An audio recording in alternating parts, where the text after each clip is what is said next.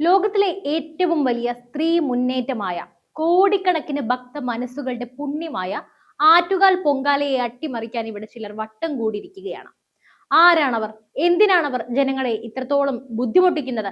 തിരുവനന്തപുരത്ത് കുടിവെള്ളമില്ല എന്ന് പച്ചക്കള്ളം പ്രചരിപ്പിക്കുന്നവർ കേൾക്കുക. ജനങ്ങൾക്ക് വെള്ളം ലഭിക്കുന്നുണ്ട്, പക്ഷെ അത് പൈപ്പിലൂടെ വരുന്നത് തടയാൻ വാട്ടർ അതോറിറ്റിയിലെ ഇടത് യൂണിയൻ സിൻഡിക്കേറ്റുകൾ നടത്തുന്ന ചീഞ്ഞു നാറുന്ന നാടകം ഇന്ന് പുറത്തു കൊണ്ടുവരികയാണ്. കേന്ദ്ര സർക്കാർ വാരിക്കോരി നൽകി 600 കോടി രൂപയുടെ അമൃത് പദ്ധതികൾ നഗരത്തിൽ പൂർത്തിയായി കഴിഞ്ഞു. എന്നിട്ടും എന്തുകൊണ്ട് പൈപ്പുകളിൽ വെള്ളം എത്തുന്നില്ല?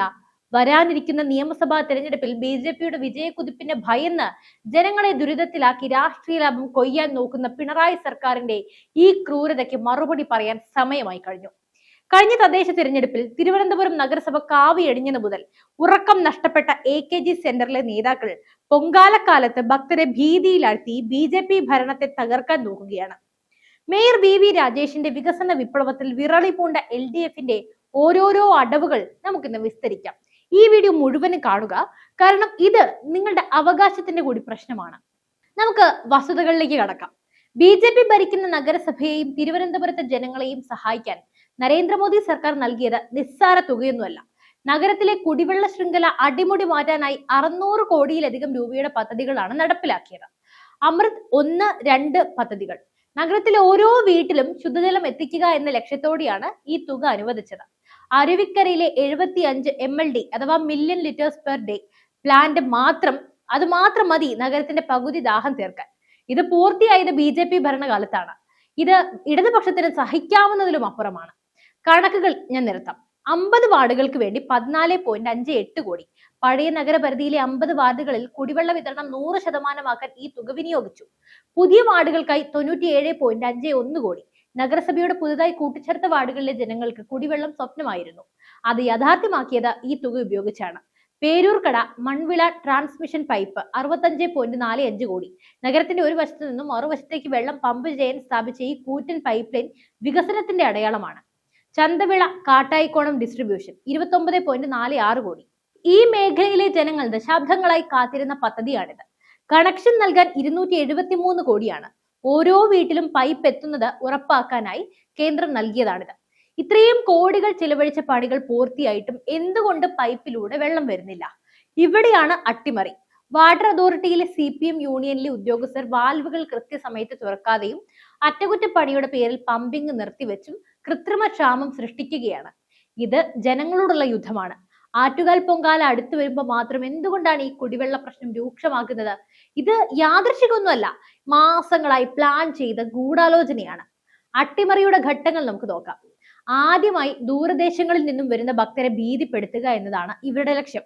തിരുവനന്തപുരത്ത് വെള്ളമില്ല, പൊങ്കാലയ്ക്ക് വരുന്നവർ ബുദ്ധിമുട്ടുമെന്ന പ്രചാരണം സോഷ്യൽ മീഡിയ വഴി ഇവർ അഴിച്ചുവിടുന്നു.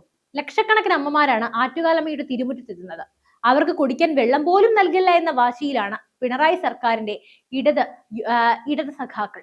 ഇതിനു മുമ്പും പൊങ്കാല സമയത്ത് പ്രഷർ അമിതമായി കൂട്ടി പൈപ്പ് പൊട്ടിച്ച ചരിത്രം ഇവർക്കുണ്ട്. ഇത്തവണയും അതിനുള്ള ശ്രമങ്ങൾ നടന്നു വരുന്നു.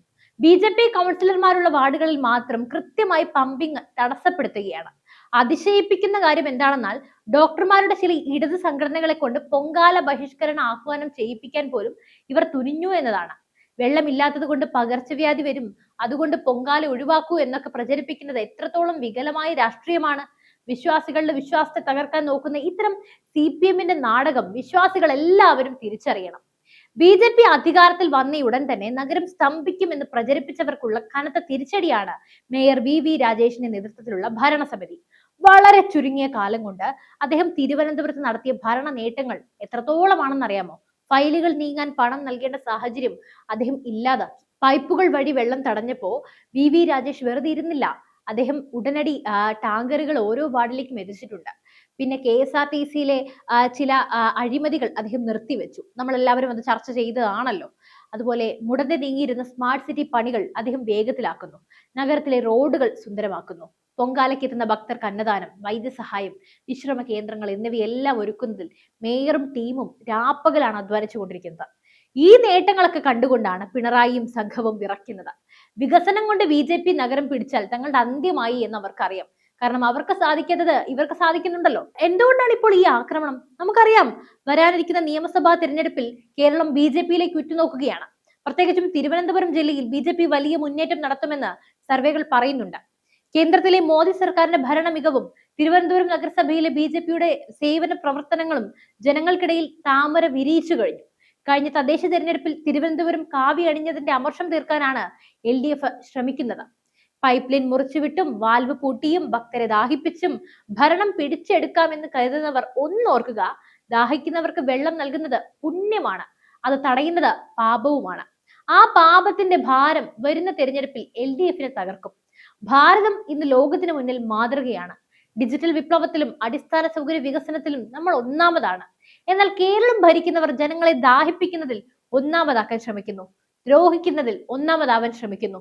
ഇത് ഭാരതത്തിന് തന്നെ അപമാനമാണ്. തിരുവനന്തപുരത്ത് വെള്ളമില്ല എന്ന കള്ളം പ്രചരിപ്പിക്കുന്നത് നിങ്ങളുടെ രാഷ്ട്രീയ എതിരാളികളാണ്.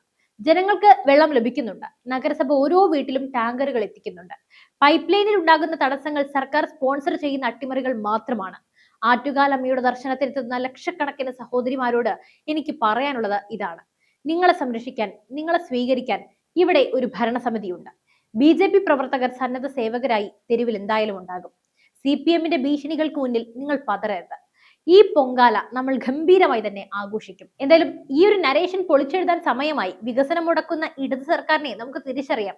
പൈപ്പിലൂടെ വെള്ളം വരാത്തത് മേയറുടെ കുറ്റമല്ല, മറിച്ച് വാട്ടർ അതോറിറ്റി ഭരിക്കുന്ന സർക്കാരിന്റെയും അവരുടെ കീഴിലുള്ള ഉദ്യോഗസ്ഥരുടെയും കുറ്റമാണ്. അവർ അത് ചെയ്യുന്നതും രാഷ്ട്രീയ ലാഭത്തിന് വേണ്ടിയാണ്.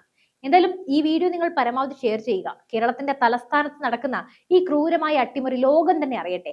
പൈപ്പ് പൂട്ടിയാലും ഭക്തരുടെ ഹൃദയത്തിലെ തീ അണയ്ക്കാൻ CPMന് എന്തായാലും കഴിയില്ല. വരാനിരിക്കുന്ന നിയമസഭാ തെരഞ്ഞെടുപ്പിൽ ഈ അട്ടിമറിക്ക് ജനങ്ങൾ തന്നെ ബാലറ്റിലൂടെ മറുപടി നൽകും.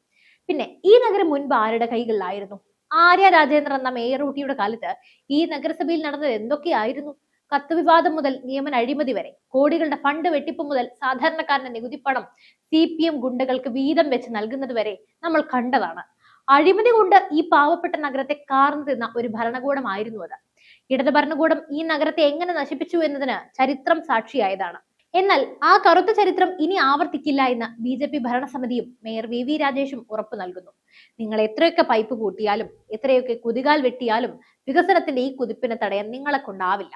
ആര്യ രാജേന്ദ്രന്റെ ഭരണകാലത്തെ ആ അരാജകത്വം ജനങ്ങൾ മറന്നിട്ടില്ല. അതുകൊണ്ടാണല്ലോ കഴിഞ്ഞ തിരഞ്ഞെടുപ്പിൽ ജനങ്ങൾ നിങ്ങളെ കണ്ടം വഴി ഓടിച്ചത്. അനന്തപുരിയിലെ പ്രബുദ്ധരായ ജനങ്ങൾ നിങ്ങളെ തിരസ്കരിച്ചത് നിങ്ങളുടെ അഴിമതിയും ധിക്കാരവും ഒക്കെ സഹിക്കവയ്യാതെയാണ്. ഇന്ന് അതേ ജനങ്ങൾ BJPയെ നെഞ്ചേറ്റുന്നത് കാണുമ്പോഴുള്ള നിങ്ങളുടെ ഈ വിരളി പച്ചവെള്ളം പോലെ വ്യക്തമാണ്. പൈപ്പിലൂടെ വെള്ളം വരുന്നത് തടയാൻ വാട്ടർ അതോറിറ്റിയിലെ നിങ്ങളുടെ കിങ്കരന്മാരെ വിട്ട് കളിക്കുന്ന ഈ കളി ചീഞ്ഞു നാറുകയാണ്. മുമ്പ് ആര്യ രാജേന്ദ്രന്റെ കാലത്ത് നടന്നതുപോലെ അഴിമതിയുടെയും സ്വജനപക്ഷപാതത്തിന്റെയും കൂടാരമാക്കി ഈ നഗരസഭയെ മാറ്റാൻ ഇനി ആരും അനുവദിക്കില്ല. കേന്ദ്രം നൽകുന്ന 600 കോടിയുടെ അമൃത് പദ്ധതികൾ VV രാജേഷിന്റെ നേതൃത്വത്തിൽ ജനങ്ങളിലേക്ക് എത്തുമ്പോൾ അത് തടയാൻ നോക്കുന്ന ഇടത് സിൻഡിക്കേറ്റിനെ ജനങ്ങൾ തെരുവിൽ നേരിടും. നിയമസഭാ തെരഞ്ഞെടുപ്പ് എടുക്കുമ്പോൾ ജനങ്ങളെ ദാഹിപ്പിച്ച് രാഷ്ട്രീയം പിടിക്കാമെന്ന് കരുതുന്ന ഇടത് നേതാക്കളെ ഒരു കാര്യം നിങ്ങൾ ഓർത്തോ: ഇത് ആര്യ രാജേന്ദ്രന്റെ കാലത്തെ പോലെ കൊള്ളയടിക്കാൻ കൊടുക്കുന്ന നഗരമല്ല. ഇത് ഭക്തജനങ്ങളുടെ നഗരമാണ്. ഇത് വികസനത്തിന്റെ വോട്ട് ചെയ്തവരുടെ നഗരമാണ്. നിങ്ങൾ ഇവിടുത്തെ ജനങ്ങൾ തിരസ്കരിച്ചത് വെറുതെ ഒന്നുമല്ല. ആ ഭയം നിങ്ങളുടെ ഓരോ വാക്കിലും ഓരോ പ്രവൃത്തിയിലുമുണ്ട്. ഭക്തരെ ബുദ്ധിമുട്ടിച്ചും വ്യാജ പ്രചാരണം നടത്തിയും പിടിച്ചു നിൽക്കാമെന്ന് നോക്കിയാൽ വരാനിരിക്കുന്ന തിരഞ്ഞെടുപ്പിൽ ഇതിലും വലിയ വലിയ തിരിച്ചടി നിങ്ങൾ നേരിടേണ്ടി വരും. അതുകൊണ്ട് ഈ വികസന വിരുദ്ധരായ അഴിമതിക്കാരായ ഇടത് ഭരണകൂടത്തിന്റെ മുഖം മൂടി വലിച്ചു കീറാൻ നമ്മൾ എല്ലാവരും ഒന്നിക്കണം. തിരുവനന്തപുരത്തെ ഒരു സ്മാർട്ട് സിറ്റിയാക്കി ലോക നിലവാരത്തിലുള്ള സൗകര്യങ്ങളുള്ള നഗരമാക്കി മാറ്റാൻ തീർച്ചയായും BJP ഭരണസമിതിക്കൊപ്പം നിൽക്കാം. ആറ്റുകാലമ്മയുടെ പുണ്യഭൂമിയിൽ രാഷ്ട്രീയം കളിക്കുന്നവരെ എന്തായാലും ജനങ്ങൾ തന്നെ പാഠം പഠിപ്പിക്കും.